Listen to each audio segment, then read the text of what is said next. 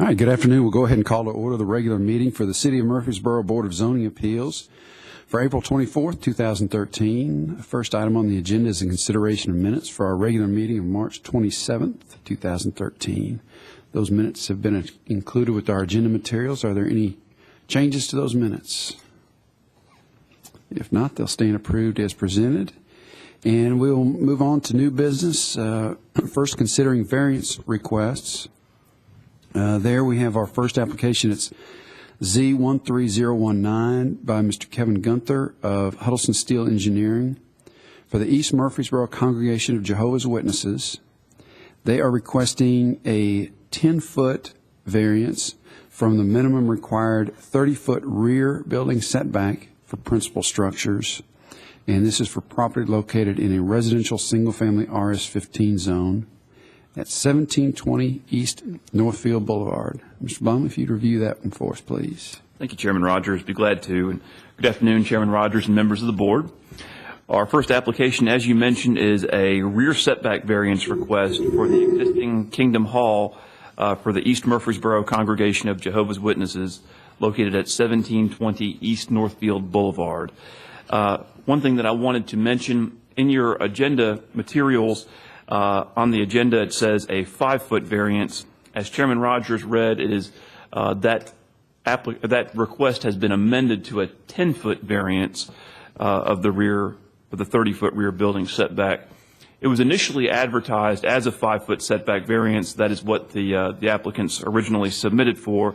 But as you'll see on the desk in front of you, there is a letter from Mr. Gunther, the Huddleston Steel letterhead, stating that they, after doing some additional research, determined that they needed a 10-foot variance.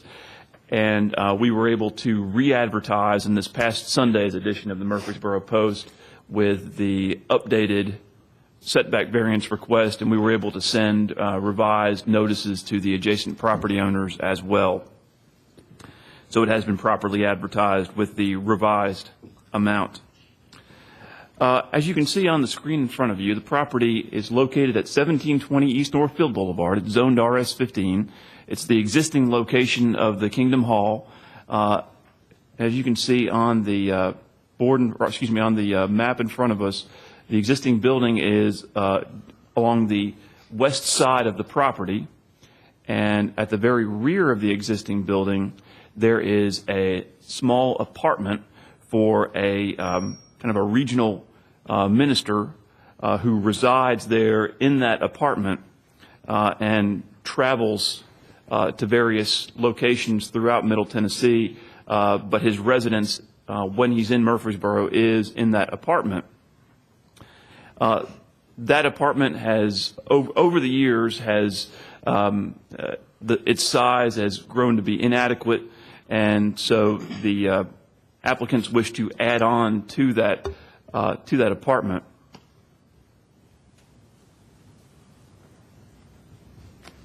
You'll see the site plan here, and you can see that the existing size, and you have the larger version of the site plan at your desks. The existing size of the apartment is 16 feet by 35 feet, and so the applicants seek to add an additional 10 feet onto that apartment, so it will be 26 feet by 35 feet.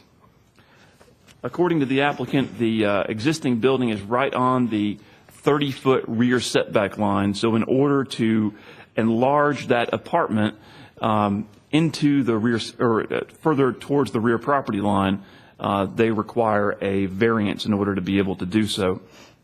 One thing you also notice, that shaded area where the apartment is proposed to be constructed over is an existing drainage easement.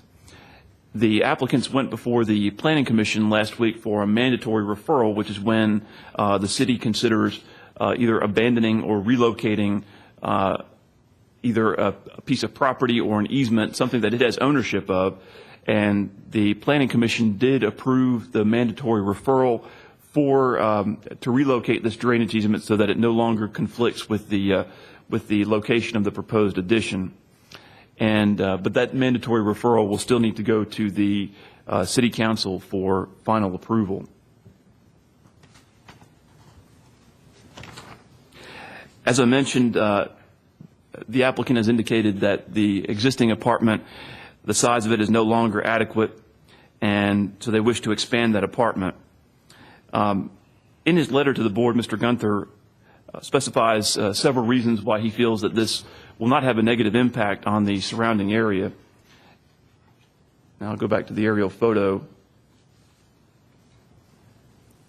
The building just to the south of the Kingdom Hall is the leasing office for the King's Crossing apartment complex. And there is a large privacy fence in addition to a tree row that is along that property line. I believe the privacy fence is on the Kingdom Hall side of the property line, and the tree row is on the apartment side of the property line. So Mr. Gunther points out that the proposed addition will not be near any residences. It will actually be nearest to the leasing office as opposed to any actual dwelling units, and that there is also screening between the two properties. Mr. Gunther has also included some photographs, and a copy of those were provided to you, and I've also included some photographs of the property. This is the front of the Kingdom Hall viewed from Northfield Boulevard. This is looking at the existing parking lot, which is to the east of the Kingdom Hall building. This is the west side of the apartment, looking at it from the driveway that leads back into the King's Crossing apartments. This is the existing apartment in relation to the rear property line. That storage building that is shown, that white storage building, will be removed from the property if they are able to expand that apartment. What about that tree, Matthew? I believe that tree is actually, it's kind of an optical illusion. I believe it's closer to the fence than it is the actual building. So I'm not certain that would have to be removed. Although it looks like it's seen better days.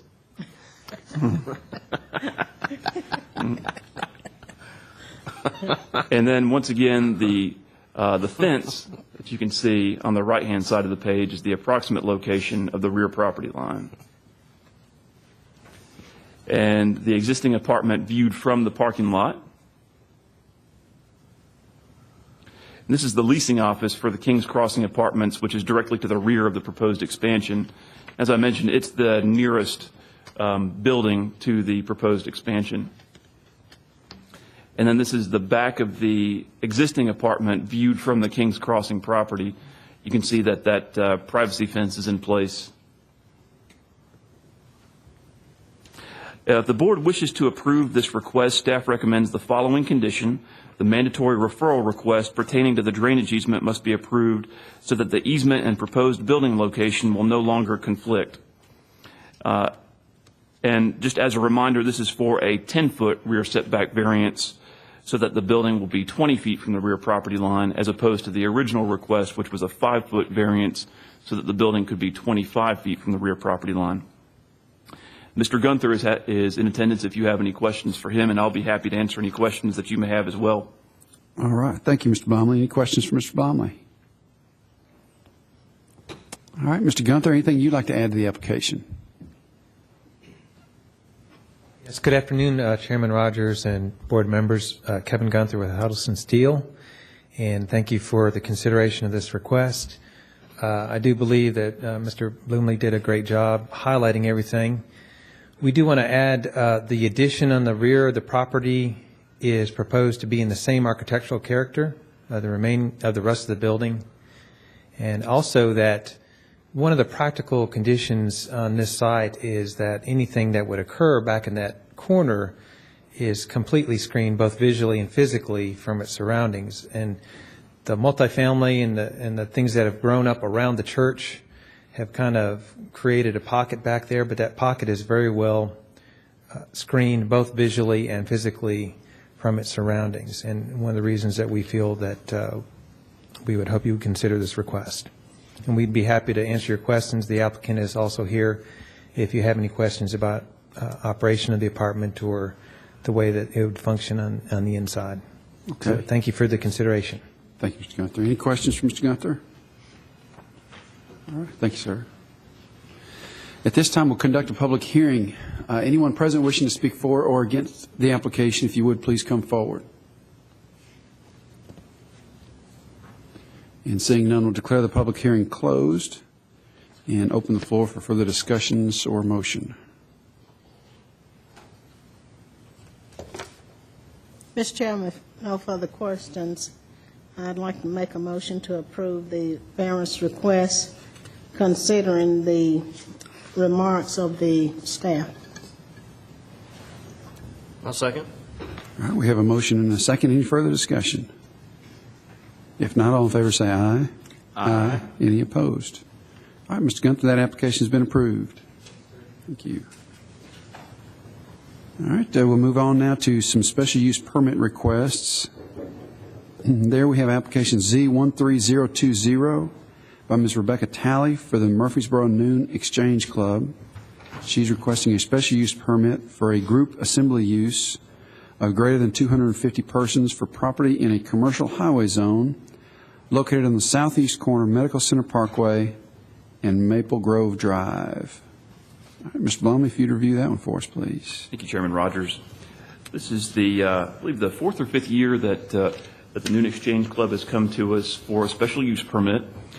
This is the exact same location that they have made application for in years past. One of the main differences this year is that it crosses a property line from two different parcels, two different lots.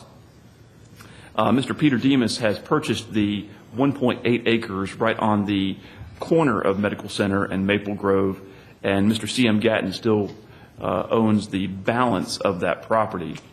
You'll see in your agenda materials that Ms. Talley has received permission from both Mr. Demas and Mr. Tommy Smith, who represents Mr. Gatton, for the use of their properties. So the setup this year will essentially be the same as it has been in years past. The applicant has once again received approval from the Avenue Shopping Center so that parking for the event can take place in the Avenue Shopping Center property, and pedestrians or patrons of the event will walk from the Avenue Shopping Center to the event as they have done in years past.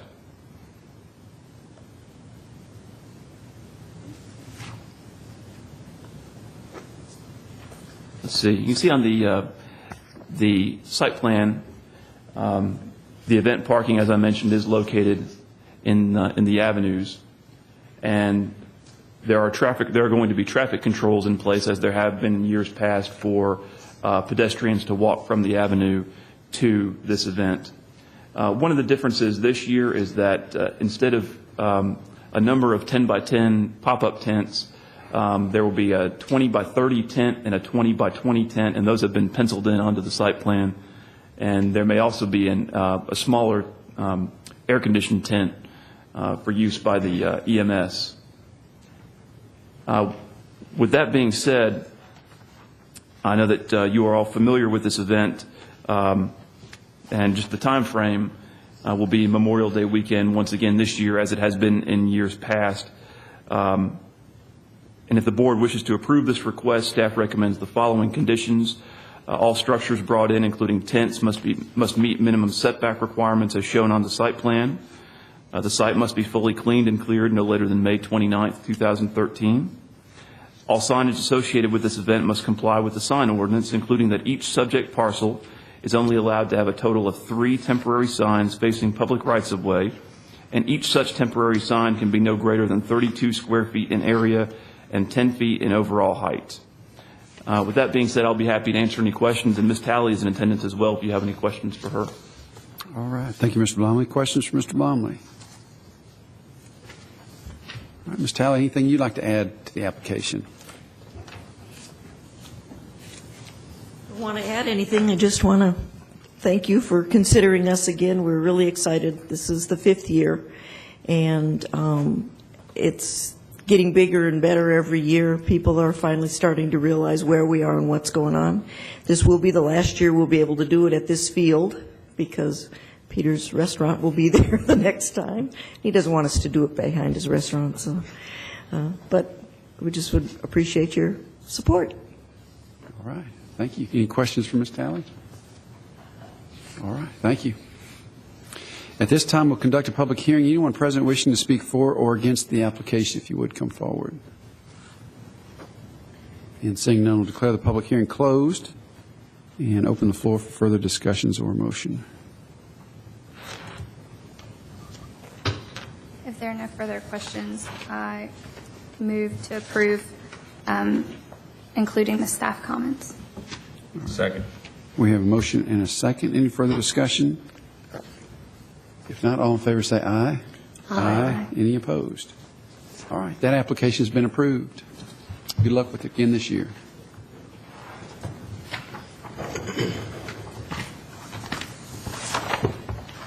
All right, we'll now consider application Z13021 by Ms. Audra Williams. She's requesting a special use permit in order to conduct a home occupation pet grooming at her residence located at 1210 Tomahawk Trace. And this property is located in a residential single-family RS-15 zone. Mr. Blomley. Thank you, Chairman Rogers. As you mentioned, the property is located at 1210 Tomahawk Trace. It is in the Stones River Park subdivision, which is located south of Haynes Drive and west of Sulphur Springs Road. It is zoned RS-15, and because it is zoned RS-15, and because Ms. Williams' business has traffic that is generated by it, it does require a special use permit from the Board of Zoning Appeals. It's not the type of home-based business that can be approved administratively, and as such, she has made application for a special use permit. She has actually been operating this business at her residence for several years and has a county business license, but was notified by the city tax department that she needed a city business license. And when she came in to get her city business license, she was notified by the planning staff that in order to continue operating, she would need to make application for a special use permit. You can see on the site map that I have before you, the property is located 3 houses down from the intersection of Tedder and Tomahawk. As I mentioned, Tomahawk traces west of Sulphur Springs Road and actually intersects with Sulphur Springs Road south of Haynes Drive.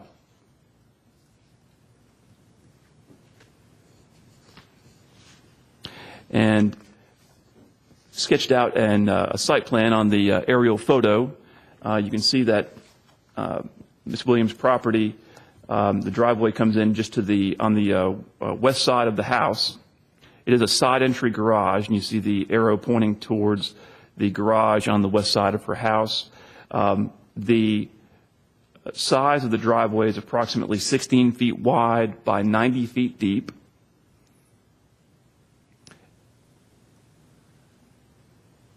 And we'll look at those photographs in just a moment. The applicant has indicated that clients will visit her house by appointment only. Her letter to the board indicates that she averages 6 clients per day. However, she has verbally indicated that 6 is actually the maximum number of appointments that she would have per day. Days of operation will be Monday through Saturday. Appointments are proposed to begin at 9 a.m. Monday through Friday, and the last client will leave no later than 4:30 p.m. Hours of operation will be on Saturday will be 9 a.m. to 12 noon.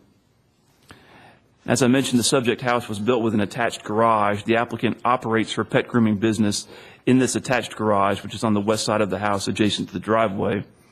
Approximately 200 square feet, or half of the garage, is utilized for the business, and the other half of the garage is utilized for general household storage. Access to the pet grooming business is via an existing door on the west side of the house adjacent to the garage. The zoning ordinance dictates that not more than 25% of the dwelling unit shall be devoted to the home occupation. According to the Rutherford County Property Assessor's website, the total area of the house and garage is 2,463 square feet, and the area devoted to the home occupation will be roughly 250 square feet, or 10%. The applicant has indicated that the equipment used includes grooming tables, one for large dogs and one for small dogs, a bathtub designed specifically for bathing animals, and several different sized crates. She states that the pets will be kept inside the garage at all times and they will not be allowed outside. The pets will be kept inside the crates inside her garage when not being bathed or groomed. It should be noted that there will be no pet boarding occurring at the residence, only pet grooming. And pet boarding is actually prohibited as a home-based business, so it's very important that that is explicit to the board that she has both verbally and in writing indicated that she will not have any pet boarding occurring there. She has indicated that she will have no employees. She is not requesting any signage, and that the applicants will load and unload in her driveway and not on the street. She indicates that that clients will typically drop off their dogs and then come back to pick up the dogs after the grooming is complete. Now I'll show you some photographs. This is the front of the subject house. This is the house directly to the east, the house directly to the west, and the houses directly across the street. This is her existing driveway. You can see the garage is a side entry garage. And the home-based business is proposed to be conducted in the garage. This is the property next door to the west viewed from the applicant's garage. This is the pet washing tub that's in the garage. And a view of that same pet washing tub and the and one of the two pet grooming tables. And those are the pet crates and the pet grooming tables. As I mentioned, after she gets done grooming an animal, they will be kept inside the crate until the owner picks them up. With that being said, if the board wishes to approve this request, staff recommends the following conditions. All client visits shall be by appointment only, and there shall be no more than 6 appointments per business day. Number 2, all appointments shall begin no earlier than 9 a.m. and shall end no later than 4:30 p.m. Monday through Friday, and 12 p.m. noon on Saturdays. One thing that I wanted to point out to you before we conducted the public hearing is I did put an email on your tables from Mr. and Mrs. Richard and Laura Kendrick at 1215 Tomahawk Trace, which would be on the opposite side of the street. They have indicated that I believe that they are in support of her application. I'll give you a moment to read over that. And if you have any questions, I'll be happy to answer them before or after the public hearing. And Ms. Williams is present as well if you have any questions for her. All right. Thank you, Mr. Blomley. Questions for Mr. Blomley? All right. Ms. Williams, anything you want to add to the application? I just want to thank you for presenting me, and thank you guys for considering. I've been doing this for a while and really enjoy it. Let me ask you. We have a dog, and that my wife takes to a groomer. I think it maybe is it you, Tanya Rogers is her name. Yes, I do. Okay. I groom your dog. Okay. Yeah, Sophie. Oh, funny. Little ankle biter. Small world. Okay. Well, I probably need to abstain from the discussions and that sort of thing, but I just vaguely remember the name, and I knew she said it was close somewhere around where the area we're talking about. You never thought your dog would allow you to abstain? It would disqualify me from a vote. Disqualify the chairman. Yeah. All right. If you abstain and it fails, you might get bit. Yeah, that's true. I'll probably get bit anyway. All right. Well, any questions for Ms. Williams? The only question I have, you have no signage currently and don't plan for any signage at all? No, Okay. I'm overwhelmed. Okay. I don't want any signs. All right, thank you. Thank you. At this time, we'll conduct a public hearing. Anyone present wishing to speak for or against the application, if you would, please come forward. All right. Seeing none, we'll declare the public hearing closed and open the floor for further discussions or motion. There's no discussion. I'll make a motion that we approve subject to all staff comments. A second. All right, we have a motion and a second. Any further discussion? If not, all in favor say aye. Aye. Any opposed? All right, Ms. Williams, that application has been approved. Thank you. Pay attention to where your dog goes.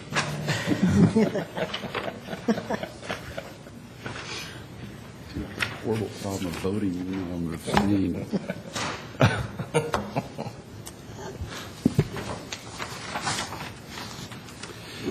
All right, next we'll consider application Z13022 by Ms. Brenda Rauer for Surefire Fireworks, and she is requesting a special use permit in order to operate a temporary outdoor vending establishment, fireworks retailer, in a commercial highway zone, and this is for property located at 231 through 239 Veterans Parkway.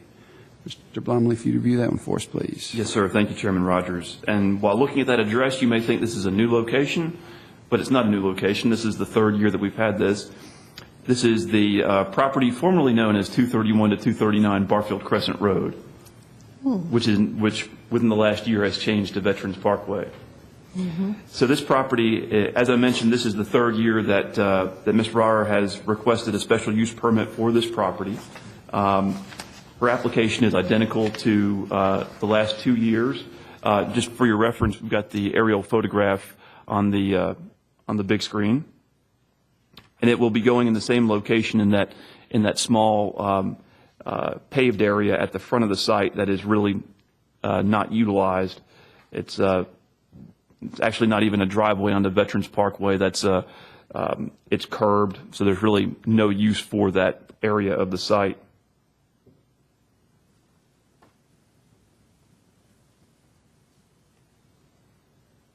That's just a black and white site plan showing the location of the proposed tent at the front of the site. The site did pass both its zoning and property maintenance inspections before the meeting today, and the site appears to meet all the additional standards for temporary vendors. If the board wishes to approve this request, staff recommends the following conditions. Number one, certification should be submitted that the tent is flame resistant or treated to be flame resistant. Number two, a fire extinguisher should be kept on site at all times. Number three, the city's fireworks ordinance should be posted on site. Number four, no fireworks are to be set off on site. Number five, all signage must comply with the city's sign ordinance. Number six, the site must pass an electrical safety inspection prior to opening for business. An electrical permit must be obtained from the Building and Codes Department in order to obtain this inspection. Number seven, the tent must meet all minimum building setback requirements for the CH zoning district, and a tent permit must be obtained for the tent. And number eight, no direct access onto Veterans Parkway will be allowed. To this end, Type 3 barricades must be placed on the driveway behind the sidewalk along Veterans Parkway at all times during the selling season. And this just makes sure that vehicles don't try to jump that curb and go into the site via Veterans Parkway. Instead, they will loop in through the driveway that serves both the office condo complex that this property sits on, as well as the apartment complex to the rear. If you have any questions, I'll be happy to answer them, and Ms. Rauer is in attendance today if you have any questions for her. All right, thank you, Mr. Blomley. Questions for Mr. Blomley? All right, Ms. Rauer, anything you'd like to add to the application? Okay. And at this time, we'll conduct a public hearing. Anyone present wishing to speak for or against the application, if you would, please come forward. And seeing none, we'll declare the public hearing closed and open the floor for further discussions or motion. Mr. Blomley, there's no access to this, the lot, if it's not the lot, but this gravel area here, is that true? That's correct. And if we could pull the screen back up. That gravel area just to the west of where that strip that goes up towards Veterans Parkway, I believe that was actually a building pad. A number of years ago, I believe there were site plans that were approved for that site, but that were never built. So I believe those are just building pads at the present time. Okay. But as of right now, it's just an unused area of the site, and there's actually ample parking. A number of the office condos in Barfield Square, which is the name of the condo development, are vacant. So the 68 parking spaces that are on site are both convenient to the tent and ample enough to serve the fireworks tent.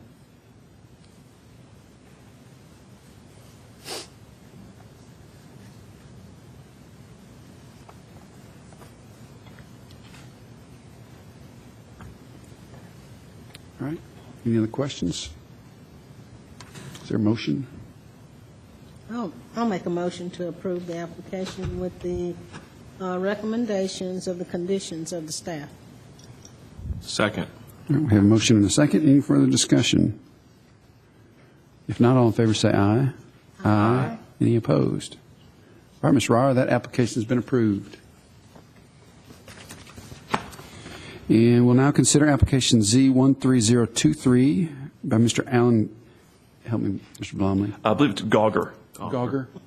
Mr. Alan Gauger for K&G Fireworks, requesting a special use permit in order to operate a temporary outdoor vending establishment, again, a fireworks retailer, this time in a heavy industrial zone for property located at 1945 Northwest Broad Street. Mr. Blomley. Thank you, Chairman Rogers. Now this one is a new site. This property is located on the southeast corner of Northwest Broad Street and North Thompson Lane. You can pull up the aerial photo. It is the property where the label site is located.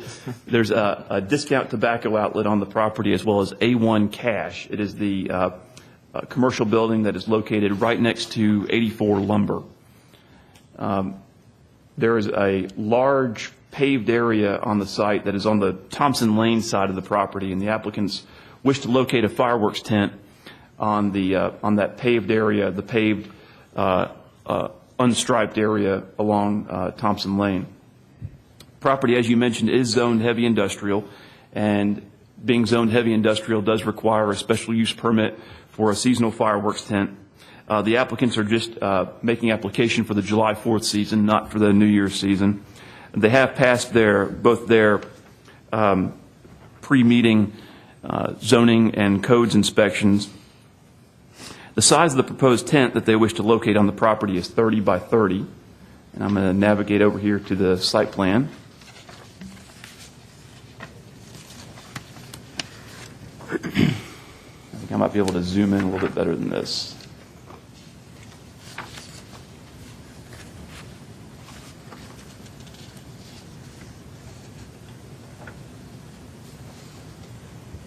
As I mentioned, the size of the tent, as you can see it right here, is proposed to be 30 by 30.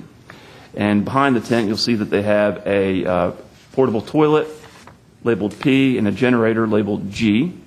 And that tent will meet the minimum 42-foot setback requirement off both North Thompson Lane and Northwest Broad Street. There appears to be adequate space for parking for the existing use and the proposed fireworks tent at this location. And the operation of the tent will not displace any of the existing striped parking on site. The tent will actually be located on a portion of the property that is paved but not striped.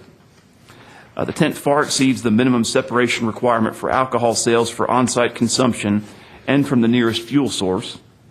The tent is approximately 100 feet from an existing fire hydrant, also meeting minimum requirements.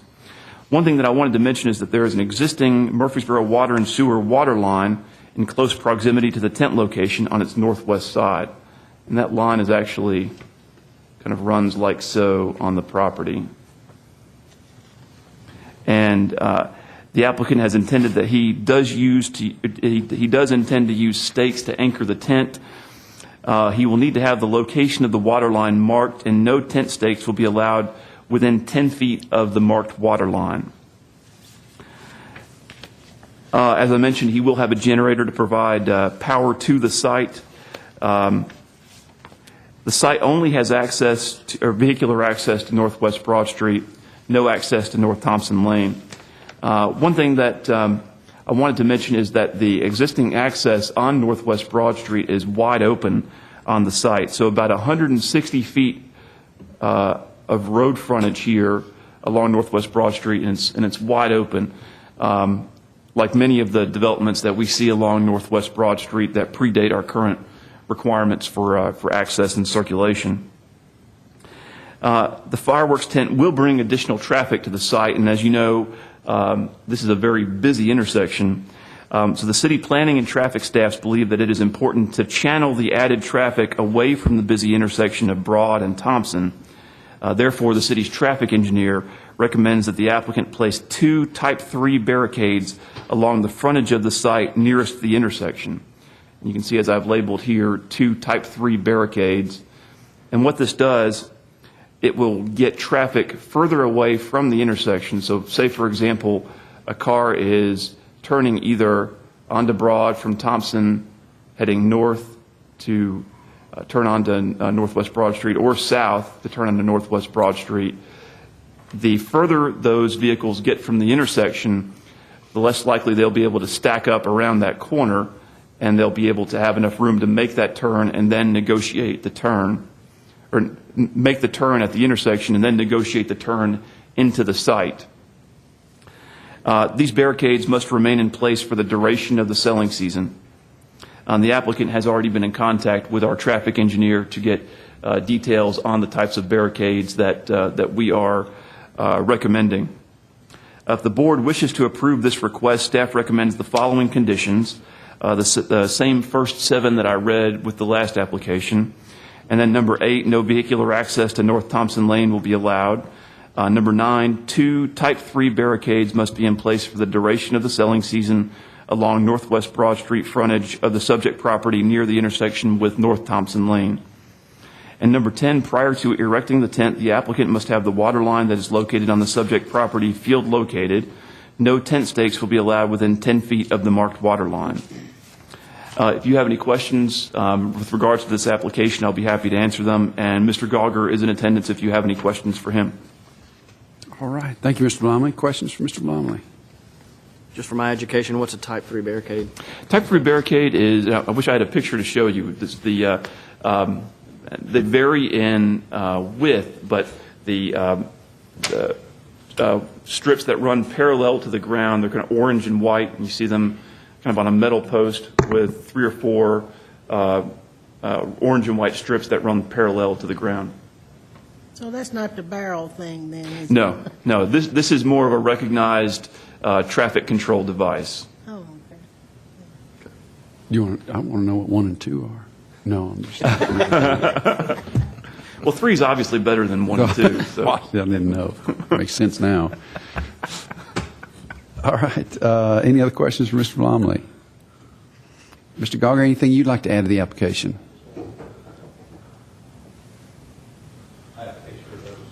Barricades, Mr. Chairman. That's what they look like. Okay. So it's just the portable. You just keep them up there, and it's supposed to be pretty anchored with bars on the legs, so it doesn't blow away in the wind. But that's kind of what we're looking at. Can y'all see that? You might want to bring it up here, Alan. Yeah. For us sight impaired people.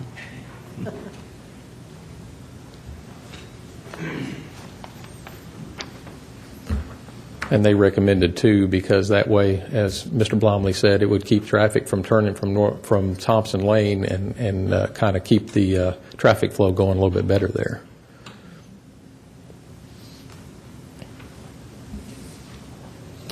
All right. Any questions for Mr. Gauger? All right. Thank you, sir. At this time, we'll conduct a public hearing. Anyone present wishing to speak for or against the application? Seeing none, we'll declare the public hearing closed and open the floor for further discussions or motion. I'll make a motion to approve the application, subject to the staff comments. Second. We have a motion and a second. Any further discussion? If not, all in favor say aye. Aye. Any opposed? All right, that application has been approved.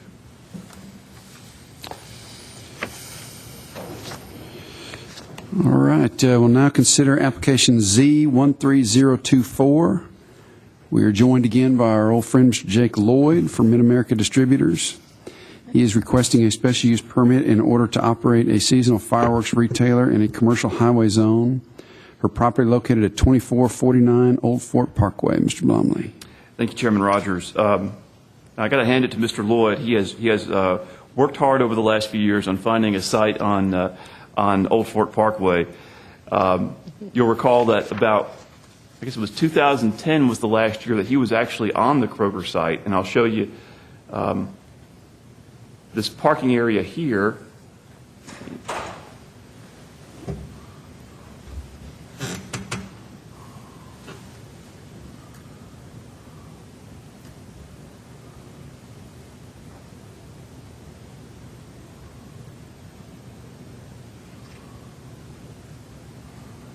He was actually in this parking area here, closer to Cason Lane, and then there was a restaurant that opened up in the corner of the shopping center here that served, I think, beer and wine.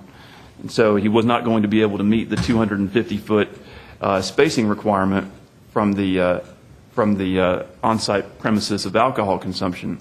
So then in 2011, he moved to the Fifth Third Bank parking lot behind the bank.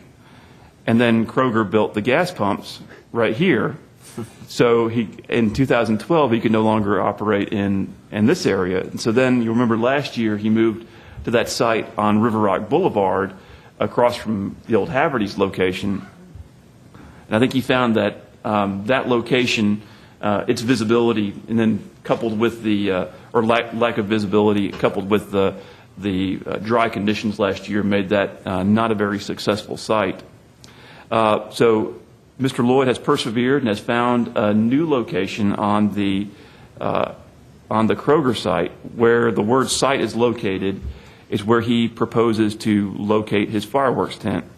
And he has managed to find an area on this parking lot that meets the separation requirement from the restaurant as well as from the gas pumps.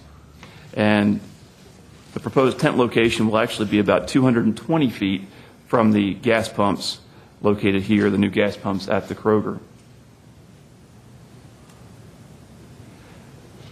So he has submitted an application for a special use permit with the permission of Kroger, and he has submitted information regarding addressing sections 8 and 9 of our zoning ordinance.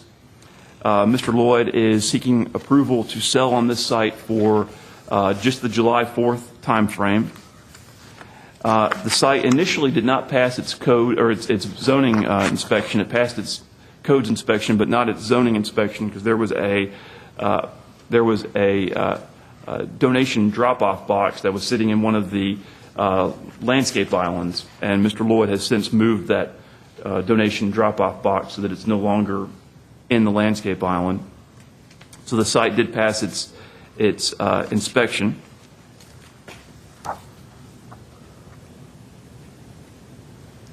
And before you have the aerial photograph with the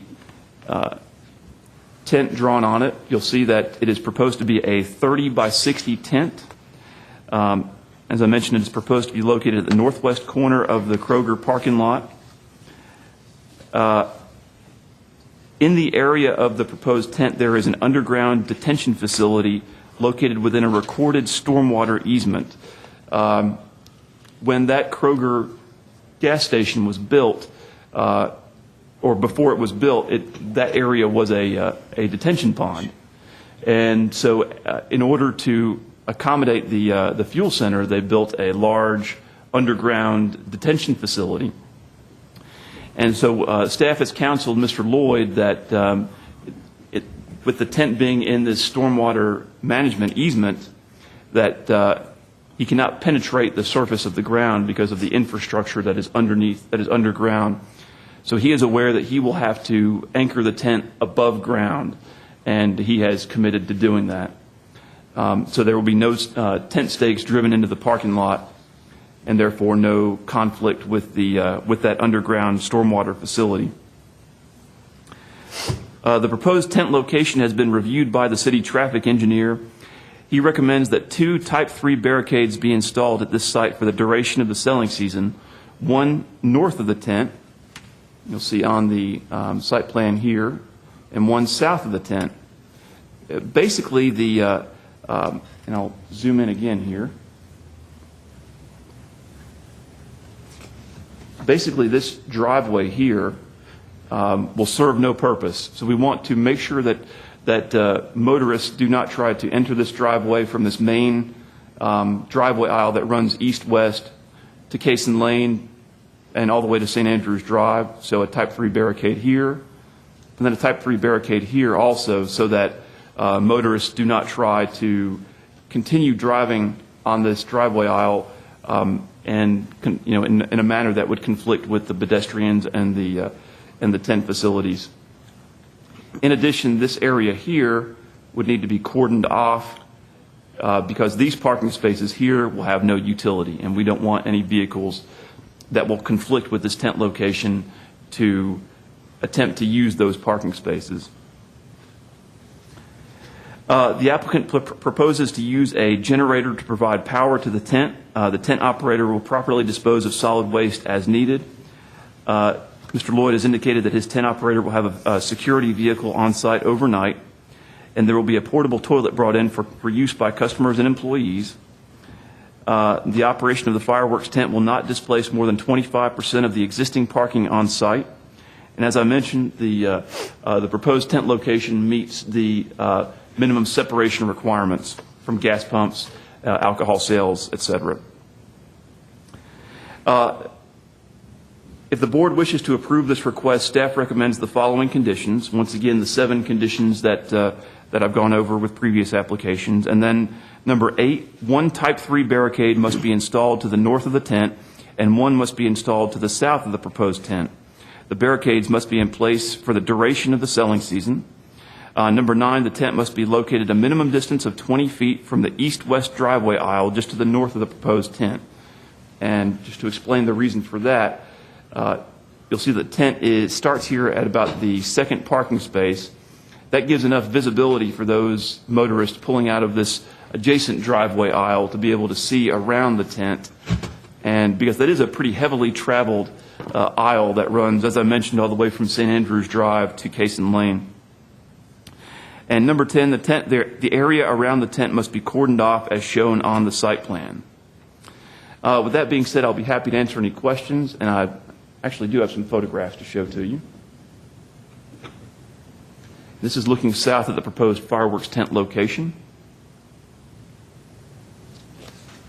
And that was the donation box there that was moved from the landscape island to the parking lot.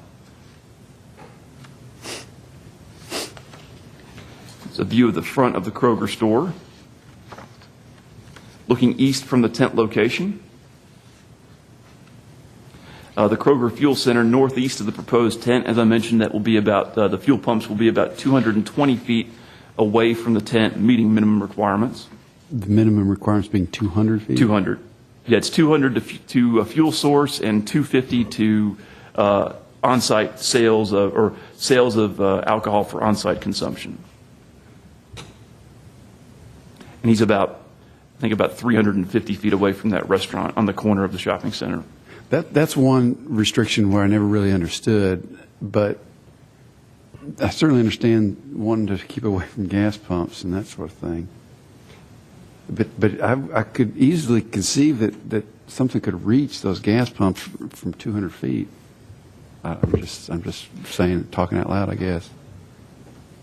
And I'm not sure what the thought process was in adopting that 200 feet. I know that standard's been around for quite some time. Yeah. Okay. And this is the bank to the north of the proposed tent. and a view of the Kohl's parking lot west of the proposed tent location. If you have any questions, I'll be happy to answer them, and Mr. Lloyd is in attendance as well if you have any questions for him. All right, thank you, Mr. Blomley. Questions for Mr. Blomley? All right, Mr. Lloyd, anything you'd like to add to the application? You can stretch that distance further if you can do away with the alcohol. I'd be more than happy. You're barking up the wrong tree here. Thinks he does.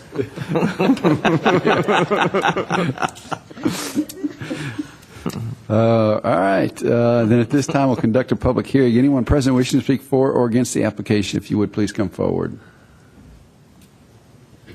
And seeing none, we'll declare the public hearing closed and open the floor for further discussions or motion. No other discussion. I'll make a motion. We approve subject to all staff comments. Second. All right, we have a motion and a second. Any further discussion? If not, all in favor say aye. Aye. Any opposed? All right, that application has been granted. I think you have to stick around. You got one more here at the end. But this time we'll consider application Z13025 by Ms. Julie Smith for Absolute Fireworks. She's requesting a special use permit in order to operate a fireworks retailer in a commercial local zone for property located at 3216 Memorial Boulevard. Mr. Blomley. Thank you, Chairman Rogers. This site is a repeat site. It's been approved as for a seasonal fireworks retailer for the past 4 years. The applicant is requesting just the July 4th timeframe. It has passed its pre-meeting inspection. The setup will be identical to the way this has been set up in the last 4 years. And staff recommends if the board approves this request, staff recommends the standard 7 conditions, as well as number 8, a physical barricade must be erected along the eastern edge of the parking lot, as well as the northern side of the grass island in the middle of the site. With that being said, I'll be happy to answer any questions. And as you can see, we have an aerial photo on the screen in front of us. Ms. Smith could not be in attendance today, so her husband, Mr. Greg Smith, is in attendance if you have any questions for him. All right, thank you, Mr. Blomley. Questions for Mr. Blomley? This is the one that's it's on that side of the old hotel? It is. Motel. It is just to the north of the Shell station. Yeah, okay. All right. Mr. Smith, anything you'd like to add? All right. Then at this time, we'll conduct a public hearing and open the floor for any further, for any person that wants to speak for or against the application. And seeing none, we'll declare the public hearing closed and open the floor for further discussions or motion. No further questions. I'll make a motion to approve the application with the conditions set by the staff. A second. All right, we have a motion and a second. Any further discussion? Not all in favor say aye. Aye. Aye. Any opposed? All right, that application has been approved. And we will next consider a special use permit combined with a variance request. Actually, we have 2 of those. First one, application Z13026, again by Ms. Julie Smith for Absolute Fireworks, making the following requests for property located in a commercial highway zone at 131 Cason Lane. First, special use permit in order to operate a seasonal fireworks retailer. And second, a variance from the Murfreesboro zoning ordinance, which states that in the event the proposed location of a temporary vendor will be on the site of an existing permanent business, the number of parking spaces displaced by the temporary vendor will not total more than 25% of the total parking available on the site. Mr. Blomley, if you review that one for us. Yes, sir. Thank you, Chairman Rogers. This is the same location that we've actually seen for 7 years. This is the 8th time that we've seen this application come before us. In the past, this site has been occupied by a Duds and Suds laundromat, but however, earlier this year, a new retail business, a a furniture store, Gish's Amish Legacies, has opened up inside this building.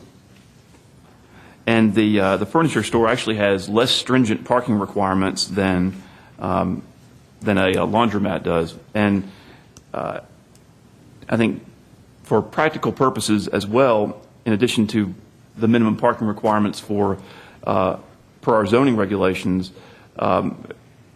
the number of vehicles that you would see on site for a laundromat would be more than what you would see for a furniture store in most instances. The applicant is seeking the special use permit for a seasonal fireworks retailer for just the July 4th selling season. She intends to operate it in an identical fashion to in years past. So I won't go over all of the details of the special use permit. And as she has since, I believe, 2007 or 2008, she is requesting a variance to the parking standard that Chairman Rogers read earlier. There are 42 parking spaces on site, and Ms. Smith estimates that the maximum number of parking spaces that will be used in conjunction with her business will be 13, which is greater than 25% of the total number of parking spaces on site, about 6% greater. She also has stated, however, that realistically the only time during the entire selling season when that many spaces will be used will be on July 4th. The furniture store is open Monday through Saturday, 10 a.m. to 8 p.m. According to Ms. Smith, the busiest times for the fireworks tent are after dark, which is when the furniture store will be closed.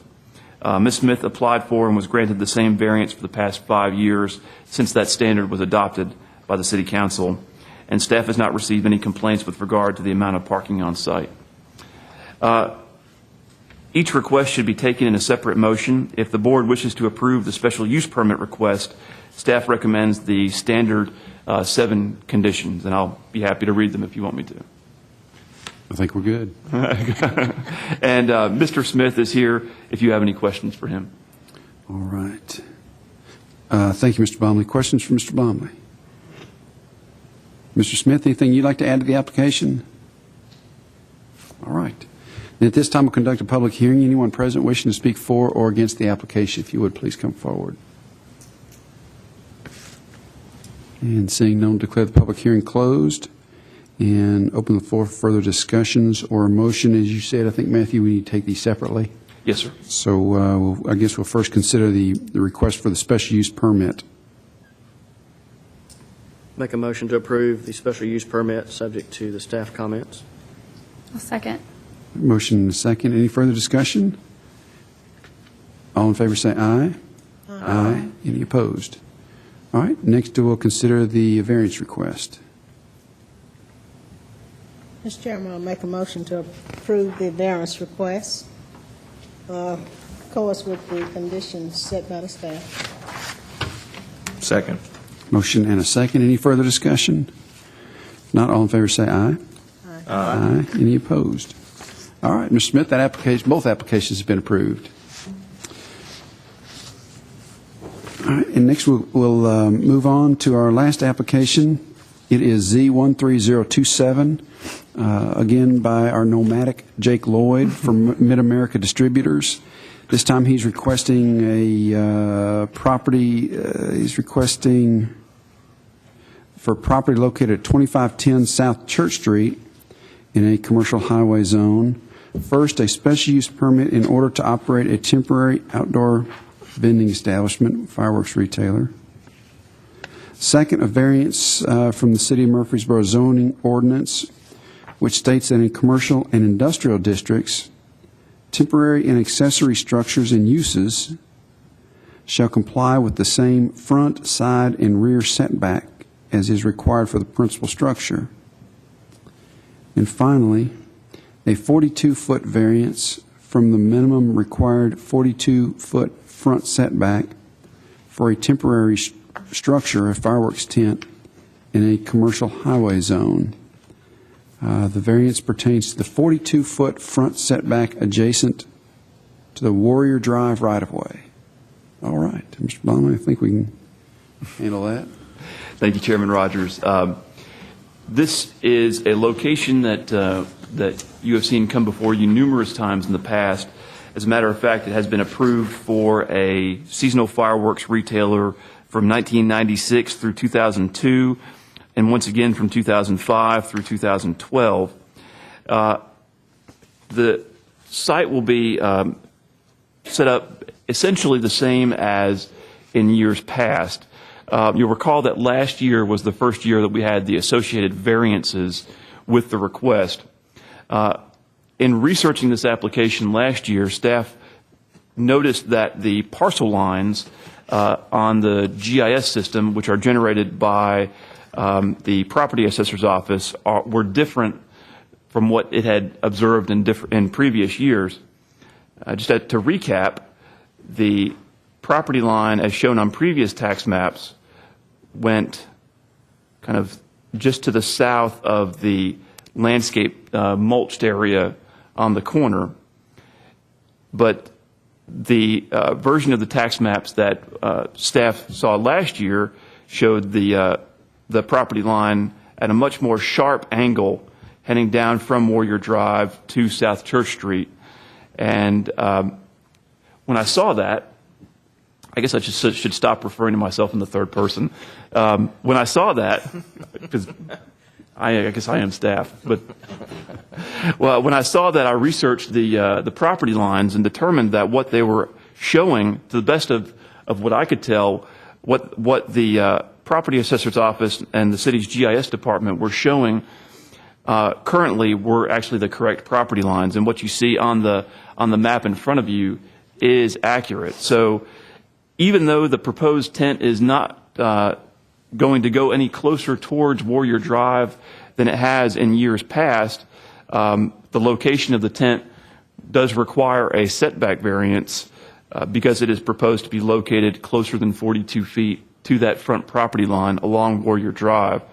As a matter of fact, it will be approximately 5 feet or less to that property line. So just as last year, Mr. Lloyd has made a request for a 42-foot front setback adjacent to that angled property line along Warrior Drive. And as you can see, as you look at the aerial photo, even though the tent is proposed to be located within feet of that front property line, the tent is actually probably about 20 feet further off Warrior Drive than the building to the west, that apartment building, the Stones River Apartments. So it's actually further off Warrior Drive than the building next door, even though it's closer to the actual front property line. With that being said, I also want to mention that last year one of the conditions, and we recommend this again this year, is that there is a water line. It's a public water line that runs just south of the property line.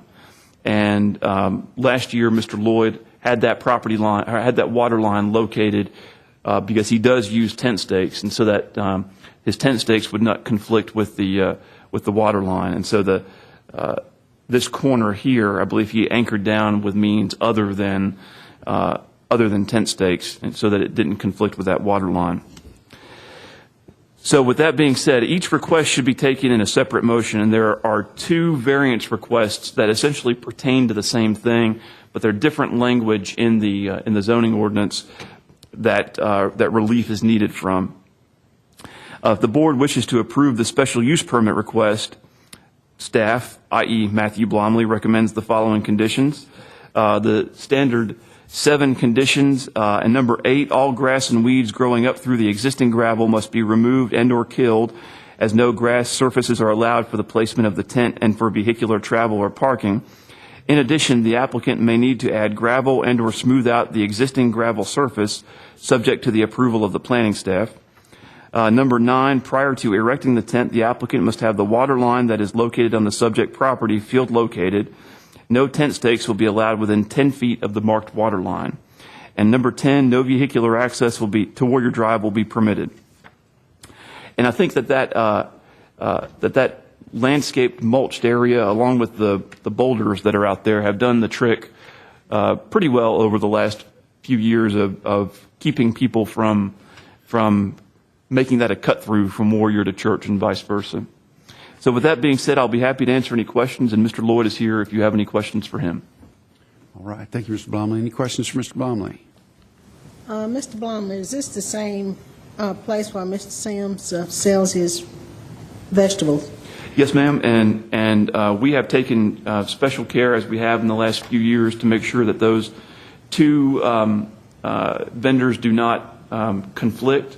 No more than one temporary vendor is allowed on a site at any given time. So Mr. Sims does have a gap in his days for the days that Mr. Lloyd is allowed to be on site.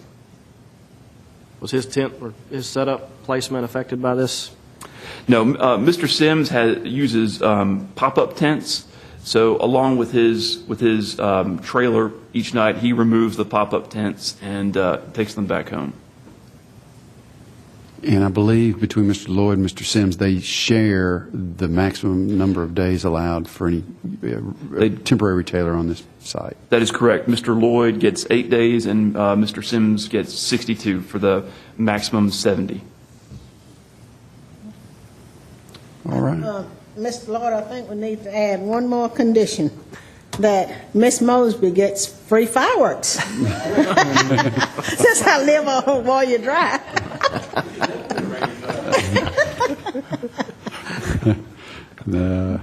All right.